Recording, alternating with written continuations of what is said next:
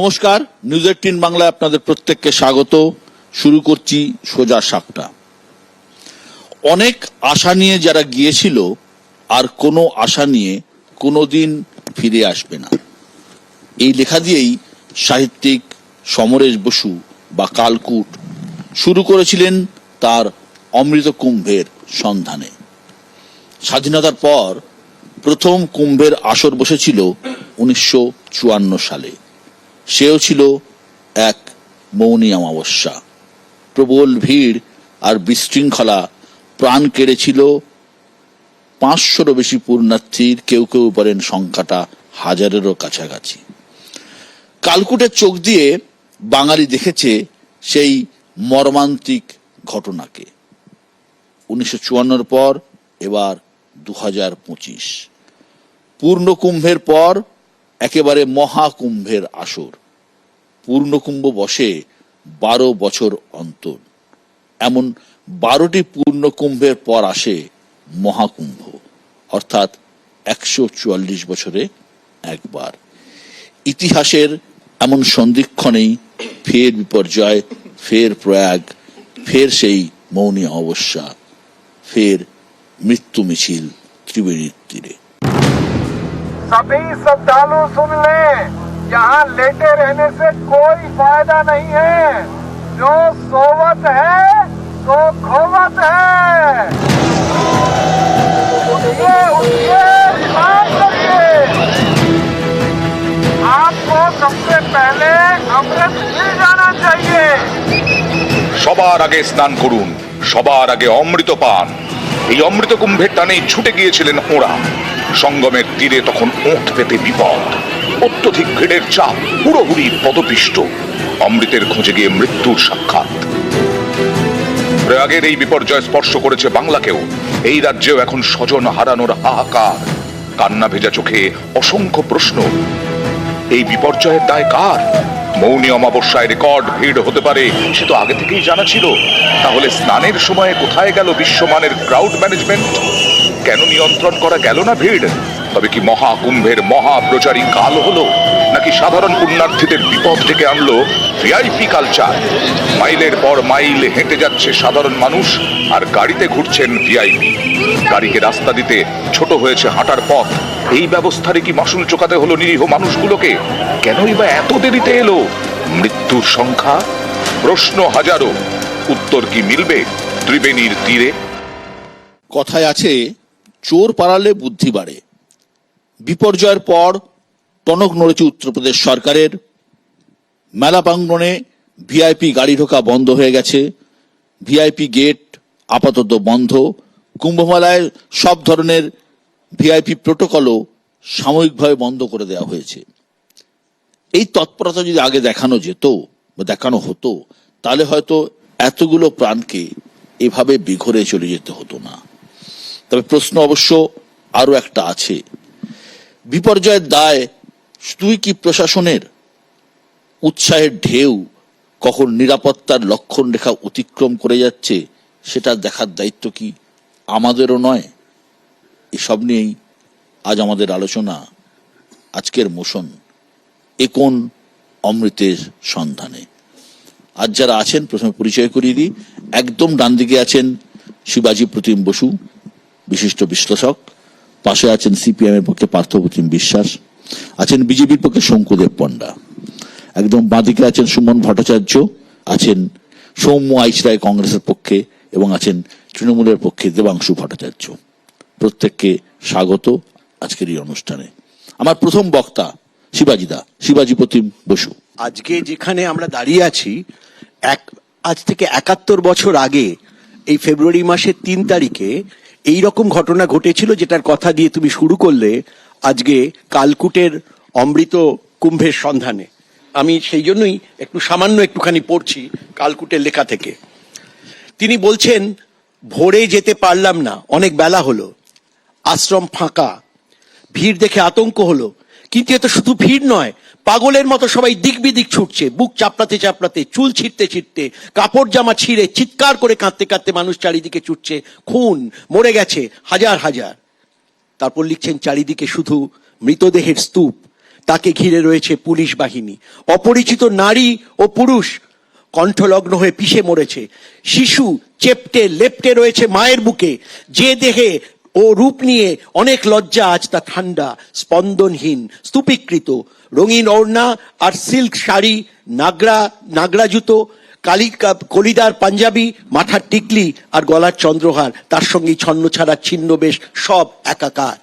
এই যে একটা মর্মান্তিক, এটা তো আজ থেকে 71 বছর আগে হয়েছে। তারপরে এতগুলো বছর কেটে গেছে, টেকনোলজি বিশ্ব এত উন্নত হয়েছে।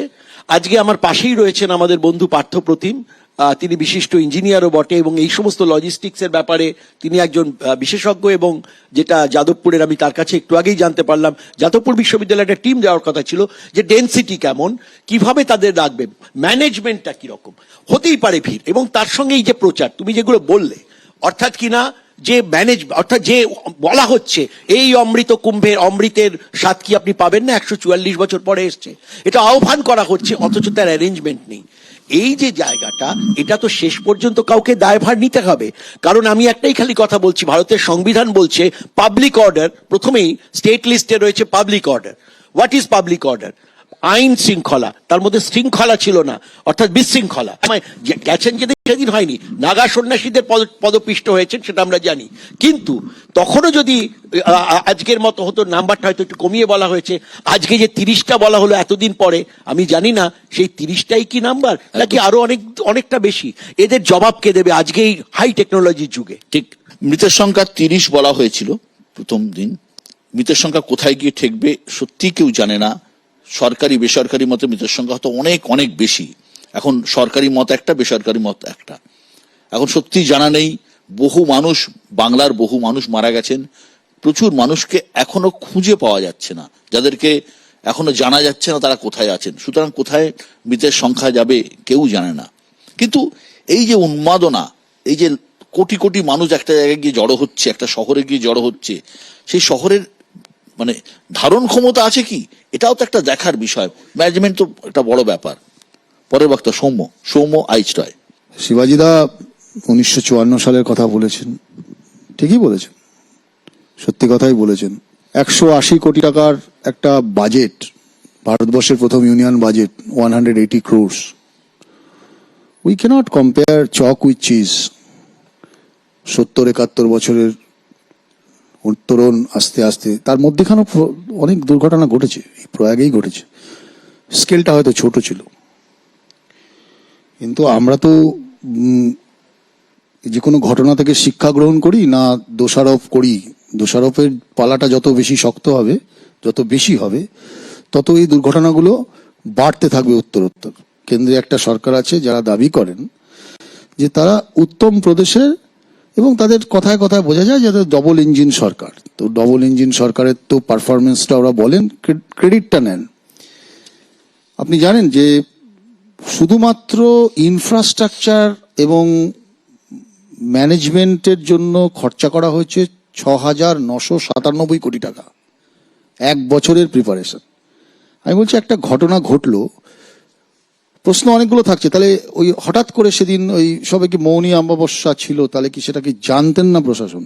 ছিল তো, তার প্রিপারেশনটা মক ড্রিল হয়েছিল কিনা, পার স্কোয়ার কিলোমিটারে কি ডেন্সিটি হতে পারে সেই সময়টা, কত লক্ষ লোক আসছে, কত কোটিতে ছাড়াবে, এই যে ফোর্সি করা, তাকে এস্টিমেট করা, কন্টিজেন্সি প্ল্যান। যে আমরা যে কোনো সময় দেখুন জানি যে কোনো ব্যাপারে একটা বড় কিছু হলে, মানে বড় কিছু মেলা বা বড় কিছু একটা আয়োজন করতে গেলে তার একটা plan A, plan B, plan C থাকে, একটা কন্টিজেন্সি প্ল্যান থাকে।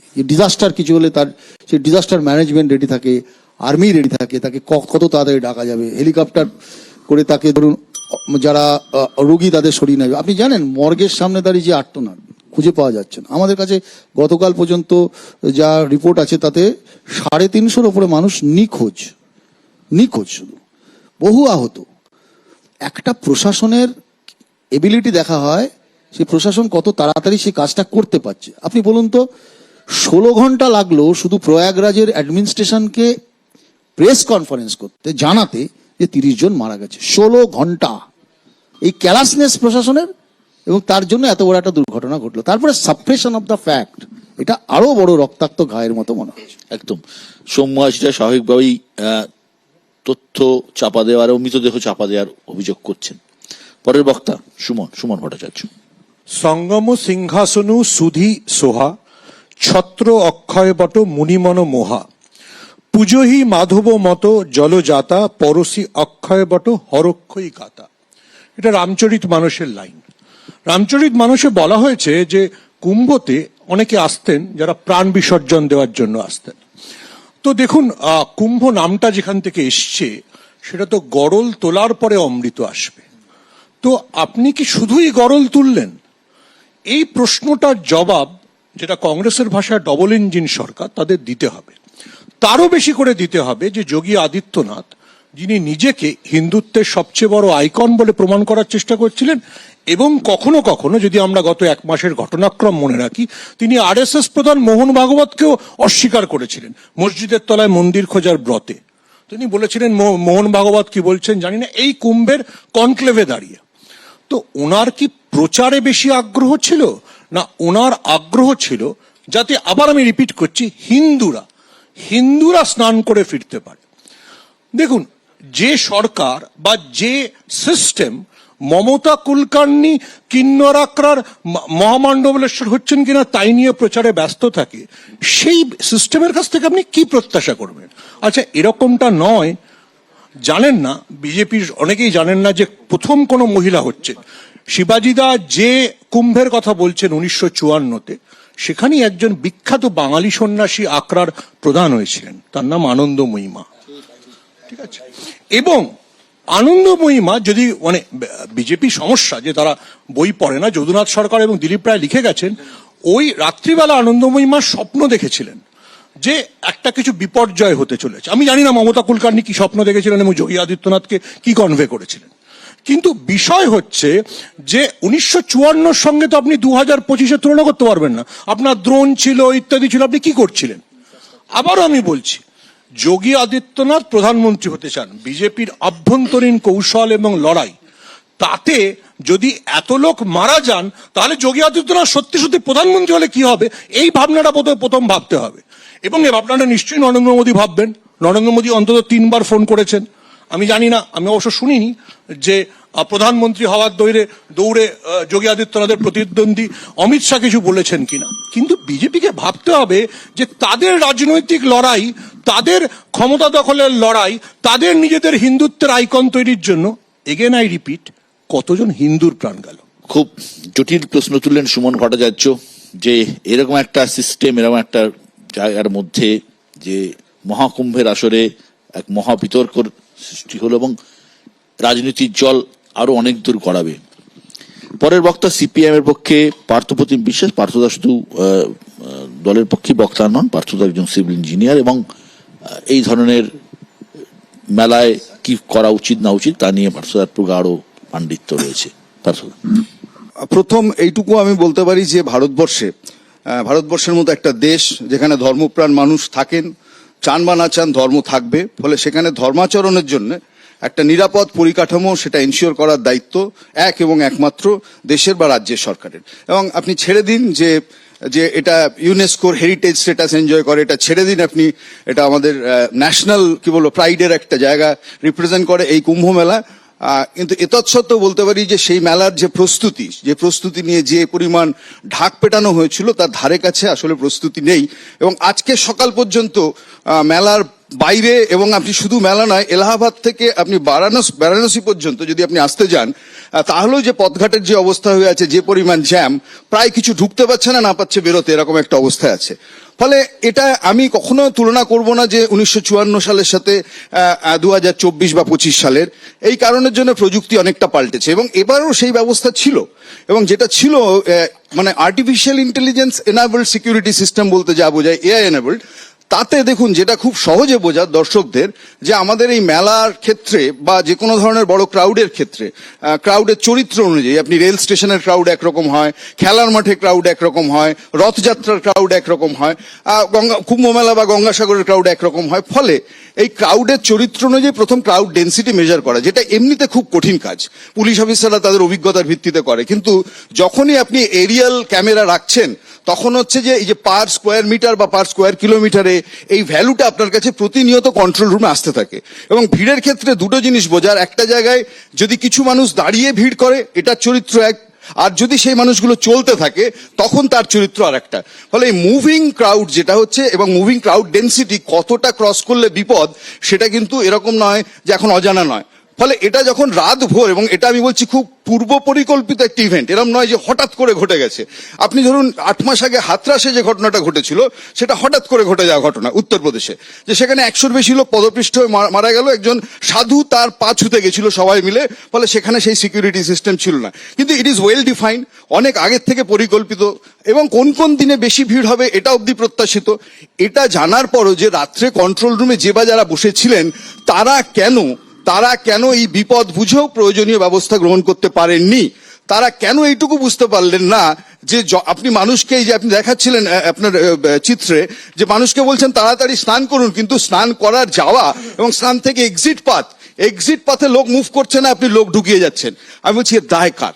এর দায় হচ্ছে যে একমাত্র নিতে হবে, আমি বলছি ওখানকার প্রশাসন কি, আমি বলছি দায় সরকারকে নিতে হবে। ভারতবর্ষে ভিড়ের চাপে মারা যায় যত মানুষ, আপনাকে বলছি একটা স্ট্যাটিস্টিক্স, 79% লোক মারা যায় ধর্মীয় অনুষ্ঠানের ভিড়ে। ফলে ধর্মীয় অনুষ্ঠান যখন হচ্ছে এরকম মেগা স্কেলের, তখন সরকার রিয়াক্ট করবে না তো কোন সময় করবে? ফলে এইটা আমি বলছি আটার ব্যর্থতা।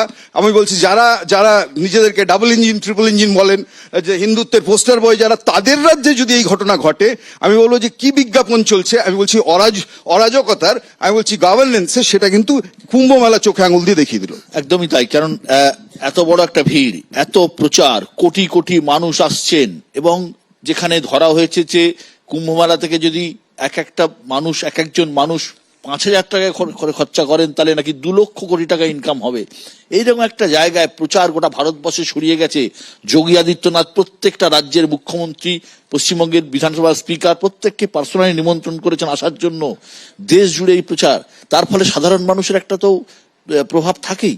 এবং এই কুম্ভ মেলাতেই কেন হয় দেখুন, 1986 সালে, 54 সালের কথা বাদ দিলাম, হরিদ্বারে কুম্ভে মারা গিয়েছিলেন প্রায় 200 জন। হরিদ্বারে যেটা হয়েছিল 2003 সালে নাসিকে, মহারাষ্ট্রের নাসিকে কুম্ভ মেলায় মারা গিয়েছিলেন কয়েক হাজার, মাফ করবেন 40 জন মতন। 2013-তে এই এলাহাবাদেই, অর্থাৎ এই প্রয়াগরাজেই স্টেশনের ওভারব্রিজ দুর্ঘটনা ছিল, ভেঙে পড়ে প্রায় 40 জনের বেশি মারা গিয়েছিলেন। কুম্ভমেলার যে ভিড়, এই ভিড় ম্যানেজমেন্ট একটা বড় বিষয়, যেটা পার্থদা বললেন। পরের বক্তা দেবাংশু ভট্টাচার্য। আচ্ছা, আমার একটা সহজ প্রশ্ন, আমি যদি জানি আমার বাড়িতে 50 জনকে ডেকে নিমন্ত্রণ খাওয়ানোর ক্যাপাসিটি আমার আছে, আর তারপরে যদি আমি সেই বাড়িতে কার্ড দিয়ে 2000 জনকে নিমন্ত্রণ করি, তারপরে সেই বাড়িতে যদি একটা দুর্ঘটনা ঘটে, তাহলে নিমন্ত্রণ যিনি করছেন তার দায় কেন থাকবে না?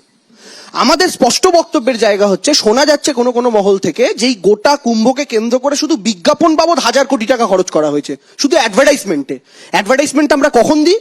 আরো বেশি করে মানুষকে ডাকার জন্য, আরো বেশি যেন মানুষ আসে। আমার যদি সেই মানুষকে সামলানোর ক্যাপাসিটি না থাকে, তাহলে আমি সেই বিজ্ঞাপনে খরচ করব কেন? ন্যাচারালি যে মানুষ আসার তো আসবেই, আমি সেটাকে আরো বাড়ানোর চেষ্টা করছি, তার মানে আমি নিজস্ব ব্যবস্থাপনা রেখেছি? আমি কিন্তু সেই ব্যবস্থাপনা রাখিনি।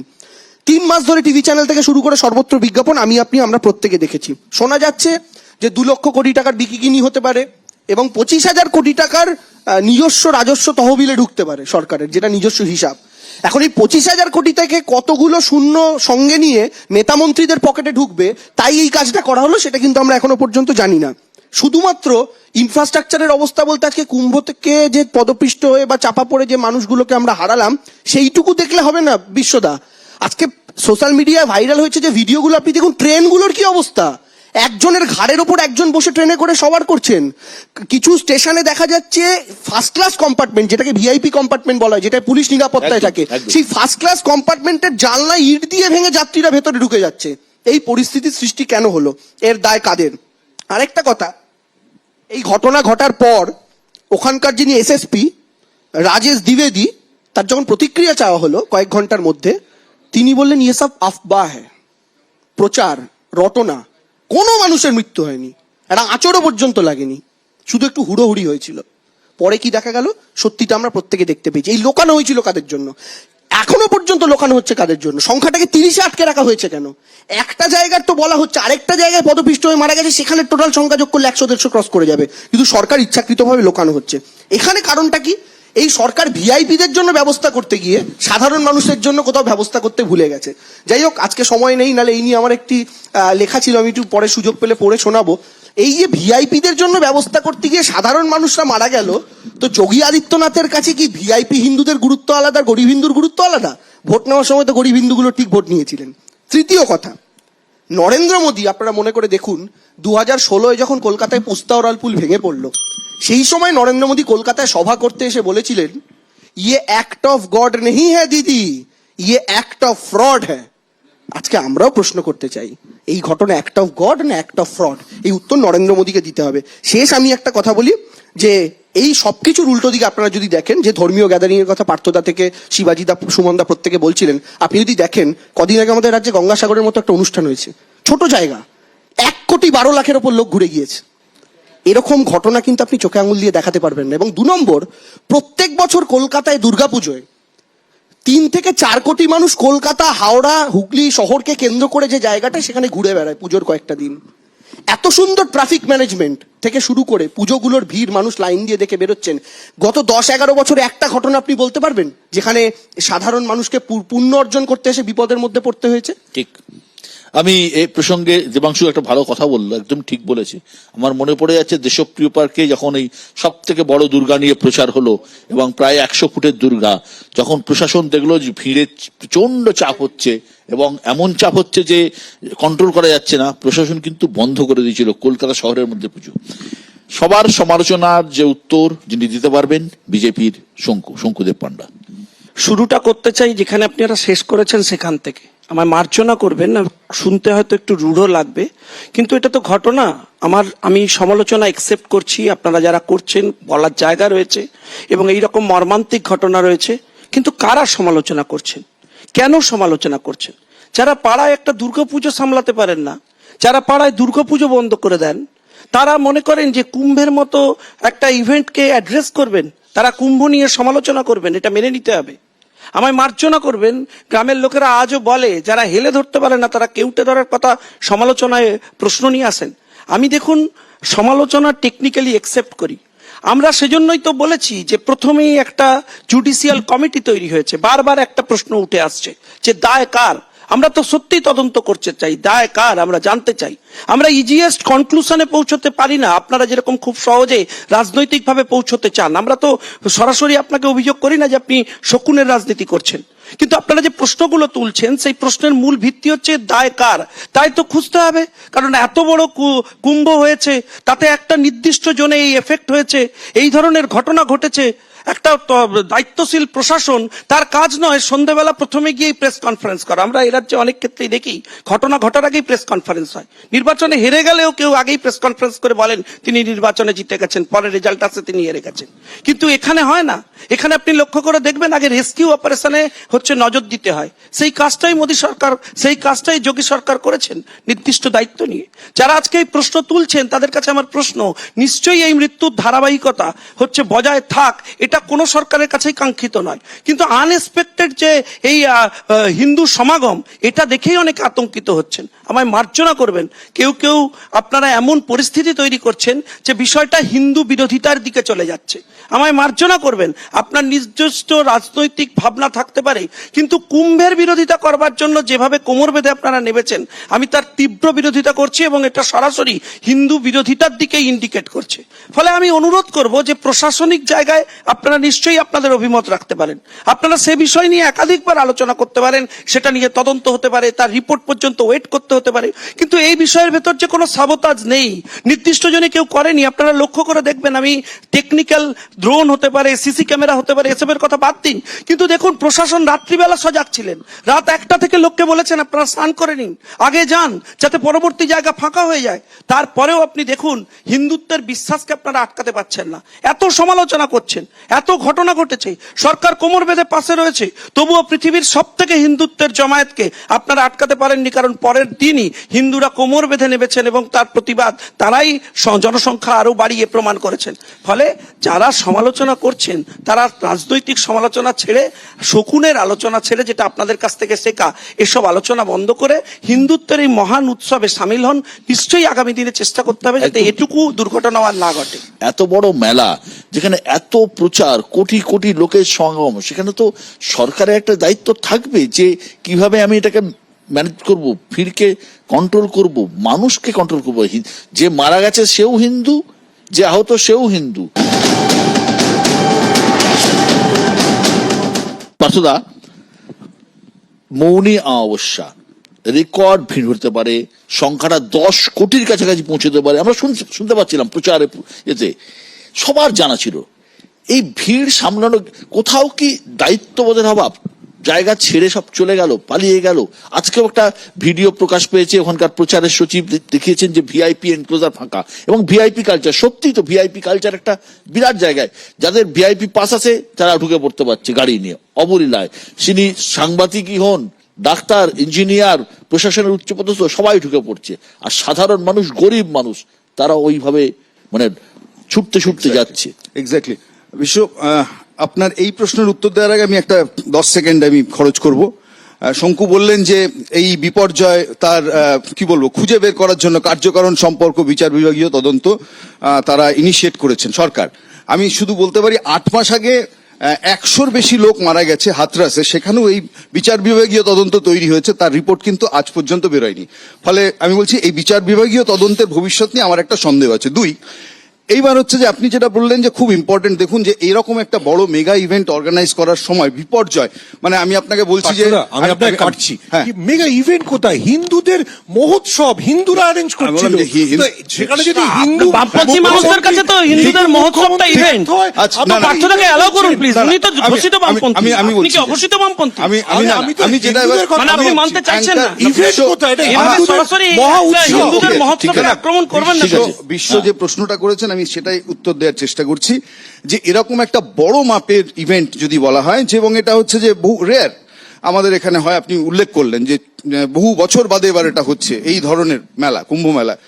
ফলে এখানে আমি বলছি আমাদের দেশেও আপনি দেখবেন যে বহু ক্ষেত্রে বিপর্যয় মোকাবিলার ক্ষেত্রে আমরা কতগুলো ইভেন্টকে ধরে থাকি, যে ধরুন খরা, বন্যা, ভূমিকম্প, এগুলোকে আমরা বলি যে এগুলো বিপর্যয় হতে পারে। আমাদের মতো দেশে কিন্তু যেখানে এই যে ধর্মীয় অনুষ্ঠান পালন হয় এত ঘটা করে, সেখানে কিন্তু ভিড় একটা বিপর্যয়ের আমি বললাম একটা সাবজেক্ট। ফলে আপনি ভিড় নিয়ন্ত্রণের ক্ষেত্রে 3টে জিনিস ইম্পর্টেন্ট। একটা হচ্ছে যে বিপর্যয় যদি ঘটে, বিপর্যয়ের আগের প্রস্তুতি, বিপর্যয় যখন ঘটছে সেই মুহূর্তের প্রস্তুতি, আর বিপর্যয় হয়ে যাওয়ার পর পোস্ট তার প্রস্তুতি। আপনি যদি 3টে ক্ষেত্রেই দেখেন পরপর ব্যর্থ হয়েছে। আপনি আজকেরও যদি দেখেন যে আজ সকাল থেকেও যা ঘটনা ঘটছে, ওই এন্টায়ার এলাহাবাদগামী রাস্তা, ট্রেন, এভরিথিং কোলাপস। আপনি যদি বলেন বিপর্যয় যখন ঘটছিল, সেটা তো আপনারা প্রত্যেকে ছবি দেখিয়েছেন, absolutely there was no control of administration to manage the crowd. আর বিপর্যয়ের আগে এই ব্যবস্থাটা ছিল না বলেই এই জিনিসটা হলো। শিবাজিদা, এই যে মহাকুম্ভের এই বিপুল প্রচার, এটাকে শতাব্দীর সেরা ইভেন্ট হিসেবে প্রমাণ করার চেষ্টা, শঙ্কুর ভাষায় হিন্দুত্বের মানে মহোৎসব, তার নেপথ্যে কি যোগীর কোনো ভবিষ্যৎ পরিকল্পনা আছে?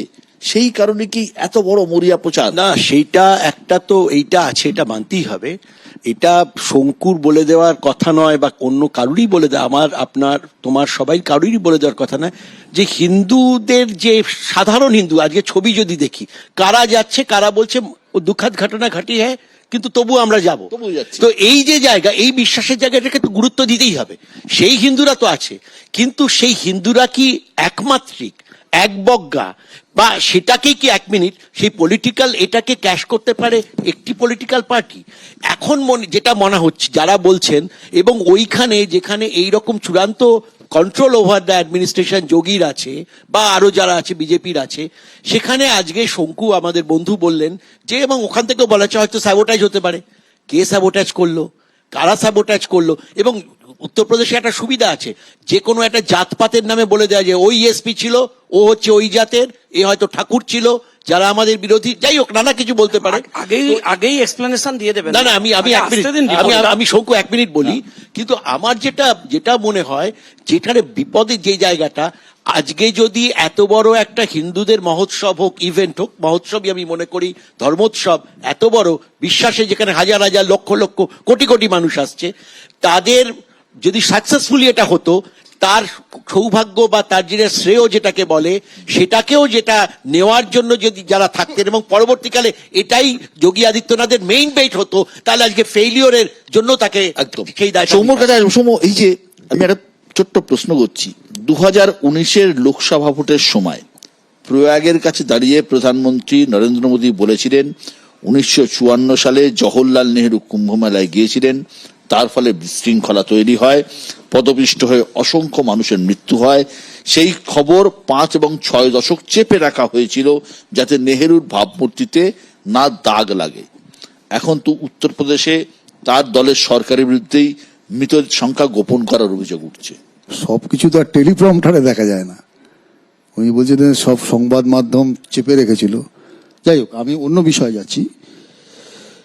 এতক্ষণ কথা হচ্ছিল যে ব্যবস্থা নিয়ে, সিস্টেম নিয়ে আলোচনাটা হচ্ছিল যে কোথায় ল্যাকুনা। সবসময় নেহেরুর স্ক্রাচ নিয়ে তো বেশি দিন চলতে পারবে না, আপনাকে তো প্রধানমন্ত্রী হ্যাভ টু পারফর্ম। তো আপনাকে জিজ্ঞাসা করা হয়েছে, আপনি সেই শেখানো নাগপুরের হিস্ট্রি বলছেন, তাহলে তো হবে না। আপনাকে তো জানতে হবে ব্যবস্থা। আজকে ধরুন এই ঘটনাটা যদি না ঘটতো, জাস্ট একটা সিম্বলিক আমি বলছি, আর ধরুন এই ঘটনাটা ঘটতো না, মানে দেখতেন আপনি এত ঢক্কা নিনাদ করে এখন উত্তরপ্রদেশের নির্বাচন, দিল্লির নির্বাচনে পোস্টার ফুটতো, আপনি কোথায় আছেন এই ক্রেডিট নেওয়ার জন্য? তখন বড় বড় মোদিজির ছবি, পাশে পাশে যোগীজির ছবি, আপনি দাঁড়াতে পারতেন, শঙ্কুর এত কথা বলার সুযোগই থাকতো না। এখন ঘটনাটা ঘটে গেছে, শঙ্কুকে এখন এক্সপ্লানেশন দিতে হচ্ছে হিন্দুত্বের, আমরা সব হিন্দুত্বের বিরোধী হয়ে গেলাম। আসলে বিষয়টা তো তা নয়। উত্তরপ্রদেশের ব্যবস্থাপনায় শঙ্কুদের এটা জানা উচিত যে উত্তম প্রদেশের কথা ওরা বলছে, সেখানে 6.5% অন্য সম্প্রদায়ের মানুষ যারা প্রয়াগরাজের এই অ্যাডমিনিস্ট্রেশনে ছিল, তারা এটাকে কন্ট্রোল করেছে এত সুন্দর করে, কিন্তু একটা ফোর্সই করতে পারেনি। আপনি জানেন 3টে ঘাট যে ডিসবার্স করা হয় মানুষগুলোকে, একসঙ্গে বহু লোক চলে গেলে তাদের কোথায় ডিসবার্স করে দেবে, ছড়িয়ে দিতে হয়, স্প্রেড করতে হয়। পার্থ তারা ভালো বলতে পারবে। ওই 3টে ঘাটে এক্সিট পয়েন্ট আর এন্ট্রি পয়েন্টটা সেম করে দেওয়া হয়েছে। আপনি যারা আহত হচ্ছেন, নিহত হচ্ছেন, তাদেরকে যে রেস্কিউ করে নিয়ে যাওয়া, হাসপাতাল পর্যাপ্ত অ্যাম্বুলেন্স ছিল, এটার জন্য কি অ্যাম্বুলেন্সের গায়ে কি হিন্দু অ্যাম্বুলেন্স, মুসলমান অ্যাম্বুলেন্স? কি বলছেন না না, আমি জানতে চাইছি। আমি পশ্চিম বাংলা পর্যন্ত অ্যাম্বুলেন্স দেওয়া হয়েছে। ভাই এই তো মধ্যখানে কথা বলে, এটা ওরকম শো নয়। বলছি যে এইসব কথা বলে নিজেদেরকেই ছোট করছে। তার কারণ হচ্ছে যে ওই হাসপাতালে ডাক্তার, নার্স পর্যাপ্ত। আপনি বলুন তো, যারা আহত হয়েছে রাত পর্যন্ত তাদের মিনিমাম ফার্স্ট এড টুকু হয়নি? আমি এখানে আসছি, না, postmortem হয়নি। দেবাংশুর কাছে আসবো, দেবাংশুর কাছে আসবো। দেবাংশু আমি আসছি দেবাংশুর কাছে। দেবাংশু, এই রাজ্যের এখনো পর্যন্ত অনেকের মৃত্যু হয়েছে, আরো কতজনের হবে আমরা সত্যি জানি না, কিন্তু অভিযোগ ডেথ সার্টিফিকেট প্রপার দেওয়া হচ্ছে না, অভিযোগ পোস্টমর্টেম হয়নি, এবং এর ফলে যেটা আপনারা অভিযোগ করছেন, এর ফলে ভবিষ্যতে ক্লেম পেতে বা অন্যান্য সুবিধা পেতে অসুবিধা হয়ে তখন মৃত্যু হয়েছে, সেটা কিছু করার নেই এখন, কিন্তু ভবিষ্যতের ক্ষেত্রে তো প্রত্যেকে একটা সমস্যায় পড়বে। আমি আপনার এই প্রশ্নটা উত্তর দেওয়ার আগে আমি জাস্ট 4টে লাইনের মাধ্যমে আমি গোটা মোশনটার উত্তর দিচ্ছি। নির্বাচনের দামামা বাজলে একই সুর ধরে গান গাও, রক্ষিতে সব হিন্দু জাতিরা ভোট দাও মোরে ভোট দাও। নাম তার যোগী গেরুয়া বসন, হিন্দু ভাবিল আমার লোক, যোগী মহারাজ মুচকি হাসিল, গরিব হিন্দু ধ্বংস হোক। মহাকুম্ভের মহাধুমধাম, মন্ত্রী শান্ত্রী করিছে স্নান, ঘিরিছে ক্যামেরা উঠিছে ছবি, অতিভক্তির করিছে ভান। লালবাতি গাড়ি সেখানে পুলিশ, পাশেই ভিড়েতে আটকে দম, পুণ্য কামাতে ডাকিল গো যোগী, গিয়ে দেখি সেটা দাঁড়িয়ে জম। মহাকুম্ভের পুণ্য ভূমিতে পাকিয়ে রয়েছে লাশের তাল, রামরাজ্যের ব্যানার লাগিয়ে 1000 কোটির উপরি মাল। গাড়ি চেপে আসে স্পেশাল হিন্দু, ভিআইপি তাই পথ ফাঁকা, গরিব হিন্দু পিছে চলে যায় বিজ্ঞাপনের রথ চাকা। আমি উত্তরটা দিই বিশ্বদা। এখানে একটা কথা শঙ্কুদা বলছিল যে এই মৃত্যুগুলো নিয়ে আলোচনা করা মানে সরকারকে দায় নিতে বলা, মানে এই গোটা ইভেন্টটায় হিন্দুদের বিরোধিতা করা, হিন্দুদের এই উৎসবের বিরোধিতা করা। আসলে এরকম ভণ্ড আপনি সব জায়গাতে পাবেন, রাজনৈতিকভাবে আমি বলছি।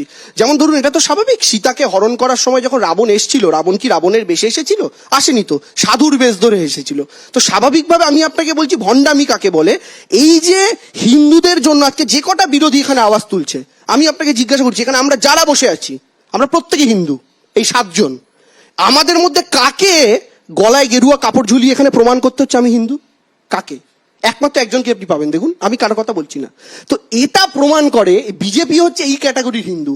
তো এখন হিন্দুরা মারা যাচ্ছে, হিন্দুরা মরছে, তাদের ব্যবস্থাপনার জন্য, তাদের গাফিলতির জন্য যে প্রশ্নটা তোলা হলো, আজকে আমি জিজ্ঞেস করতে চাই, যদি আজকে ইভেন্টটা সাকসেসফুল হতো, আমরা প্রত্যেকে চাই সাকসেসফুল হোক, যদি সাকসেসফুল হতো তার ক্রেডিট দিয়ে নরেন্দ্র মোদী কপাতার বিজ্ঞাপন দিতেন না?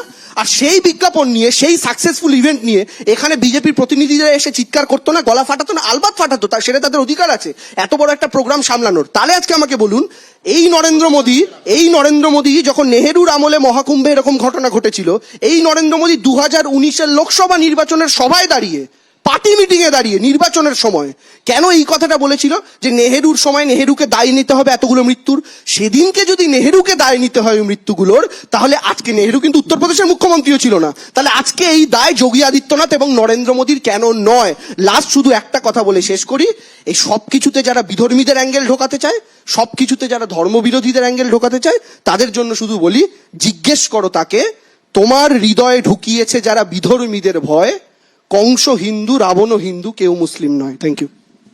প্রথম কথা হচ্ছে যে গলায় উত্তর দিয়ে ঝুলিয়েছে। আমি ওই উত্তরে আসছি। হিন্দুত্বের- এখন প্রথম বিষয় হচ্ছে যে উত্তরীয় ছেড়ে লাল পতাকা নিয়ে যারা হিন্দু হওয়ার চেষ্টা করেন বা সবুজ পতাকা নিয়ে যারা হিন্দু হওয়ার চেষ্টা করেন, তাদের হিন্দুত্বের প্রতি ভালোবাসা নিয়ে আমি কোনো প্রশ্ন রাখতে চাই না। কিন্তু যেভাবে সরাসরি এত বৃহত্তর একটা সমাবেশ, সেই হিন্দুত্বের সমাবেশে এত বড় সফলতাকে যারা সুকৌশলে এই একটি দুর্ঘটনাকে কেন্দ্র করে ব্যর্থতার আঙিনায় নিয়ে যেতে চাইছেন, তারা রাজনীতি করছেন। যারা 30 জনের মৃত্যুকে রাজনৈতিক ক্যাম্পেনের জায়গায় নিয়ে যেতে চাইছেন, তারা রাজনীতি করছেন।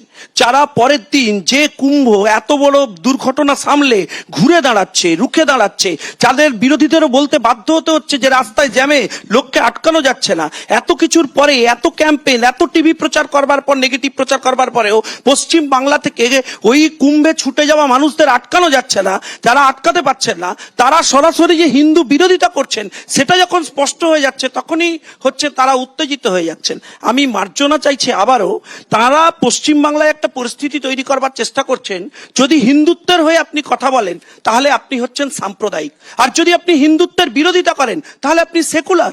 এবং সেই উদ্দেশ্য, রাজনৈতিক উদ্দেশ্য নিয়েই হচ্ছে এখানে কোমর বেঁধে তৃণমূল, আমি নাম করেই বলছি, তৃণমূল, সিপিএম এবং কংগ্রেস একসাথে ইন্ডিজোট তৈরি করেছেন। এবং তারা চান না যে পশ্চিম বাংলায় এই হিন্দুত্বের কনসেপ্ট আরো মানুষ আত্মস্থ করুন, কারণ তারা এখনো এই বিভাজনের সুবিধাতেই তো নির্বাচনে যেতেন, কারণ তারা তো 30% সিকিউর জায়গায় রয়েছেন। সেই সিকিউর জায়গার জন্য তারা ম্যাক্সিমাম অপরচুনিটি নেন, আর বাকি হিন্দুত্বের বিভাজন থাকলেই তবেই না তারা এই রাজ্যে ক্ষমতায় আসবেন। ঠিক আছে। তাই কুম্ভকে অ্যাটাক করো, না, না, তাই সরাসরি কুম্ভের কুম্ভকে কেউ বিরুদ্ধে attack করো। করেনি। আমি অনুরোধ করব না, না, না। যে 7 জনের কথা বলছেন, বিষয় আমি এক লাইন শুধু আমার উত্তরীয়র জন্য বলবো, আমি এই 7 জনের মধ্যে একজনও ওই কুম্ভে গিয়ে স্নান করে আসেননি। আমি অনুরোধ করব, হিন্দুত্বের এই ধারণা নিয়ে আপনারা স্নান করে আসেন, মানসিক শান্তি পাবেন। যোগী যাওয়ার পর রাজনীতি করা বন্ধ হবে। যোগী যাক তোমার স্নান একটু করতে দয়া হবে। করে স্নান করে আসুন, গঙ্গা স্নান করুন।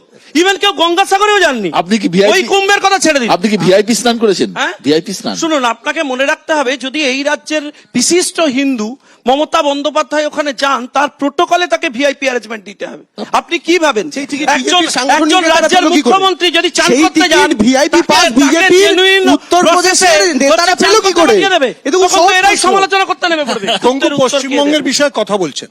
1940 সালের 12ই মে একজন ভদ্রলোক একটা বক্তৃতা দিয়েছিলেন, বলেছিলেন গেরুয়া পোশাক পরে যারা ভোট চাইতে আসছে তাদেরকে ভোট তো দেবেন না, পারলে তাড়িয়ে দিন, এরা বাংলার সমাজের কলঙ্ক। উনি সুভাষচন্দ্র বসু ছিলেন, উনি বাঙালি ছিলেন না, হিন্দু ছিলেন না।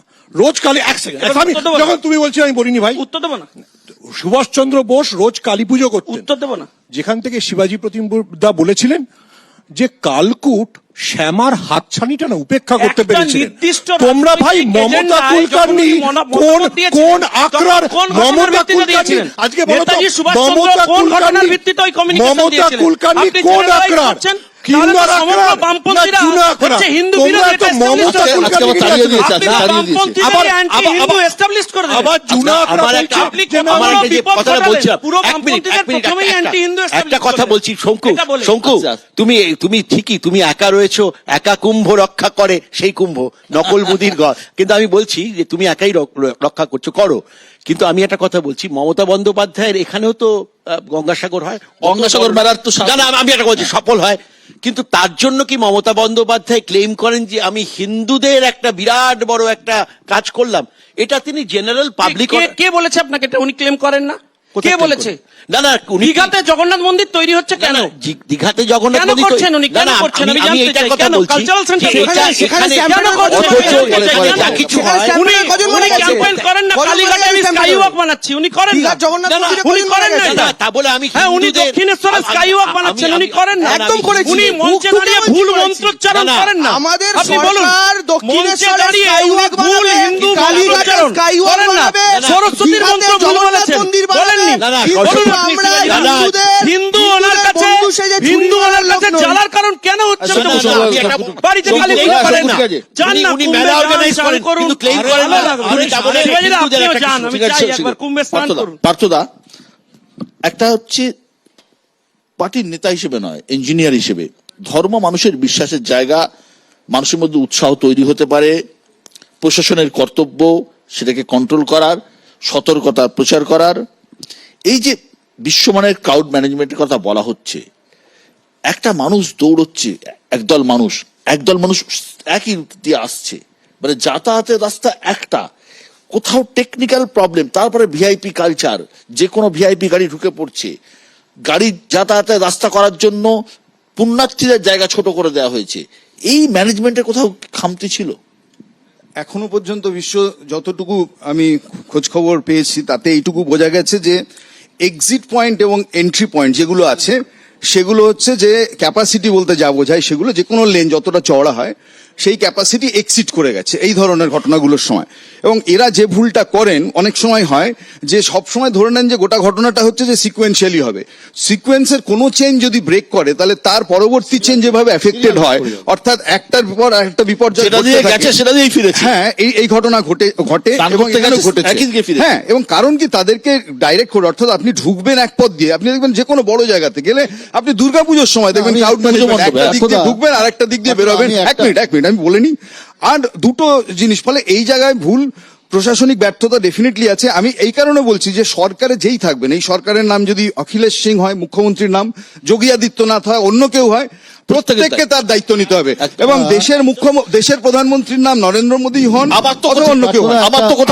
আমার তো কোথাও মনে হয় যেহেতু এই মহাকুম্ভ ওয়ার্ল্ড মানে ইউনেস্কো হেরিটেজের জায়গা পেয়েছে, একদম। কেন্দ্রেরও একটা দায় আছে। না, অবশ্যই অবশ্যই অবশ্যই। আমি যেটা বলে শেষ করি, আমি 1 মিনিট, এই দায়ের জায়গাটা, দায় পালন করতে সরকার না পারলে সরকারকে সমালোচনা সহ্য করতে হবে। কিন্তু আজ সন্ধ্যাবেলায় শঙ্কু যেভাবে আমাদের বন্ধু সকলকে দাগিয়ে দিচ্ছে যে সরকারের বিরোধী, মানে প্রশাসনের ব্যর্থতার বিরোধী, তারা প্রায় দেশদ্রোহী এই সন্ধ্যাবেলায় আমি বসে আছে। একবারও এই শব্দ এইটা হচ্ছে প্রয়োগ মারাত্মক করিনি। জিনিস। না, কিন্তু প্রয়োগ হিন্দু করিনি। বিরোধিতাটা অঙ্ক কিন্তু কষে যা করছেন। বলেছেন তার না, মানে আমি- সরাসরি হিন্দু না, বিরোধিতা না, করছেন। হিন্দু বিরোধী বলছো কেন? আপনি না, হিন্দু না, বিরোধিতার কথা না, না, বলছেন। হিন্দু বিরোধী কেন আপনি বলছো? হিন্দুত্বের দেশ না, করছেন। না, না, পার্থদা, হিন্দু বিরোধী আপনি বলছো। indicate করছেন। না, তুমি হিন্দু বিরোধী কেন আপনি বলছো? indicate করছেন। ঠিক আছে, ঠিক আছে। না, আমি যোগী আদিত্যনাথ আপনি হিন্দু একবার রক্ষার যান না, দায়িত্ব আপনি ছিলেন। যে এত যাবে, যাবে, বিস্তারে যাবে। বললেন, পার্থদা, না গিয়ে করছেন। পার্থদা, এখানে যাবার বসে কথা করছেন। ছিল। আপনি আদিত্য decision হিন্দু, শঙ্কু, মেরেছে এই decision হিন্দু। নিয়ে নিচ্ছেন। শঙ্কু, একবার যান, শঙ্কু, দেখুন। মেরেছে হিন্দু, মরেছে গেছেন? হিন্দু। ওখানে কি গেছেন? পার্থদা, আপনি কথাটা বলেছেন, আপনার সাথে আমি সম্পূর্ণ একমত নয়।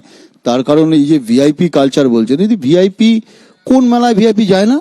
আর শঙ্কু যে কথাগুলো বলছে, আমাদের মনে হচ্ছে যে 2024 সালে প্রথম কুম্ভ মেলাটা হলো, আগে কোনোদিন হতো না, আর আগে কোনোদিন কোনো ভিআইপি যেত না। আসলে বিষয়টা ওই আগস্ত্যমণি মানে প্রথম এই প্রথম আমরা দেখলাম হিমালয় পর্বত, ভারত মহাসাগর সব উৎপন্ন হলো, এই সব হিন্দুরা এখনই সব চলে এসছে, ফলে এখন সব আর কোনোদিন কুম্ভ মেলা হয়নি ভারতবর্ষে।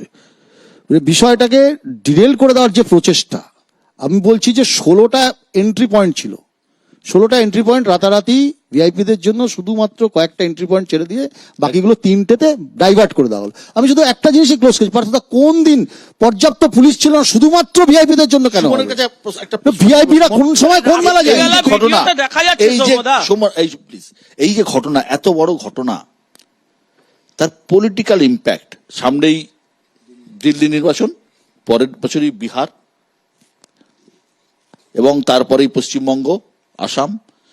পলিটিক্যাল ইম্প্যাক্ট কি হতে পারে?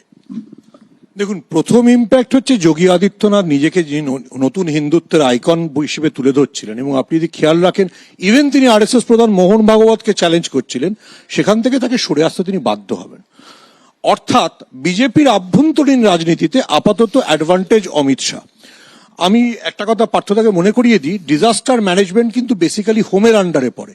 আপনি অমিত শাহকে দেখেছেন কুম্ভের যেতে, মানে এই ঘটনার পরে? এক সেকেন্ড, আপনি যখন বলছেন আমি বলিনি, দাদা উনি গেছিলেন আগে না, আমি বলছি যে ইনসিডেন্টের পরে উনি সাধারণত ইনসিডেন্ট হয়েছে, রাজ্য সরকার হ্যান্ডেল করছে, প্রধানমন্ত্রী নিজে ফোন করেছেন, মানে নরেন্দ্র মোদী 3 বার ফোন করে বুঝিয়ে দিয়েছেন যে পুরো দোষটা যোগী আদিত্যনাথ। কোনো লড়াই নেই, আপনি যেটা চেষ্টা করছেন সেরকম কোনো বিষয় নেই। আমি আমার মতো করে দেখছি, না উনি বলছেন তো, উনি বললেন অমিতজি জাননি, অমিতজি পুরোটা তদারকি করেছেন দিল্লিতে বসে। দেখুন, পলিটিক্যালি দিল্লি ইলেকশনে বিজেপি আর হিন্দুত্বের ভোট চাইতে পারে। মোদী কি 5 তারিখে তার যাওয়ার কথা, তিনি কি যাবেন এই ঘটনার পরে? দেখুন, সেটা একটা বড় প্রশ্ন। যদি জানো, তিনি আবার মনে রাখবেন যে রাম মন্দিরের উদ্বোধনের দিন পেছনের ছবিতে যোগী আদিত্যনাথ ব্লার ছিল, শুধু নরেন্দ্র মোদীকে দেখা যেত।